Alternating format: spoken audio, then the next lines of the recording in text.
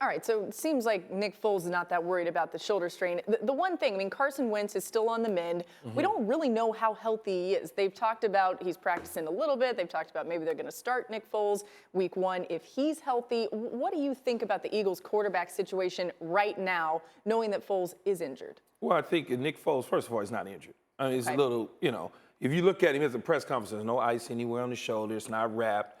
He knows, but he's not going to give us anything. He's just simply saying, oh, I'll go to the trainers. We'll see what's happening tomorrow. They all know the sense of urgency of having both of those quarterbacks healthy. If Nick Foles is healthy, if Carson Wentz is fully healthy, Carson Wentz will be the starter. They didn't draft him to be the backup. No matter what anybody tells you, if he's 100% healthy, he'll be the starter on day 1. Nick Foles will go back to the backup role. That's the way it's always been. You don't lose your starting position in professional football when you're a guy like that based on injury if you're healthy. Wally Pitt. I said football. And Drew Bledsoe. But Drew Bledsoe wasn't healthy and Tom Brady was on a roll. And Drew Bledsoe was at the end of his career. Correct. But I think if you're the Philadelphia Eagles, you do not start Carson Wentz week 1, period. Because he hasn't shown that he can consistently go based on his style.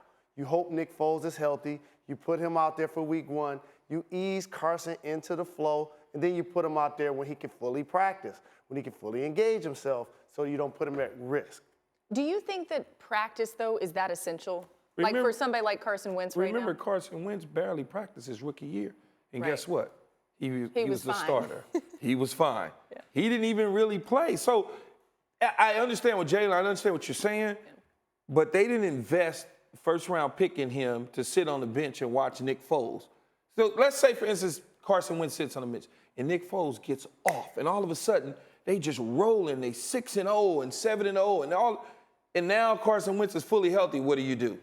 You can't get off no more than he did last year. He's Super Bowl MVP. No, he can't get off more than that. Because if you're looking up and all of a sudden you're ahead of the pack, you're 6-0, 7-0, 7-1, 8-1.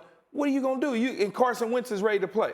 You're going to take that chemistry away from a guy that you took as the 2nd pick overall in the draft, and he was your guy. You're not going to all of a sudden bench Nick Foles. So what you got to do is you got to start Carson Wentz immediately if he's healthy. You can't play around with it.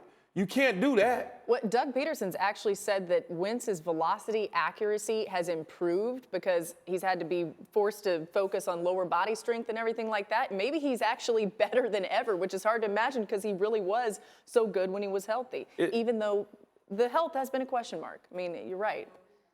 Well, I mean, he got injured one time. Yeah, but I mean, do we know that he's fully going to be 100% when he comes No, back? we don't know, and that's what I'm saying. If he is, if I'm the coach and the general manager, and if he's 100% healthy, I start him week 1. If he's not, if there's some uncertainty there, then obviously I go with Nick Foles and see how it plays out, because obviously he helped us win the Super Bowl. He got us to the situation where made it through the playoffs.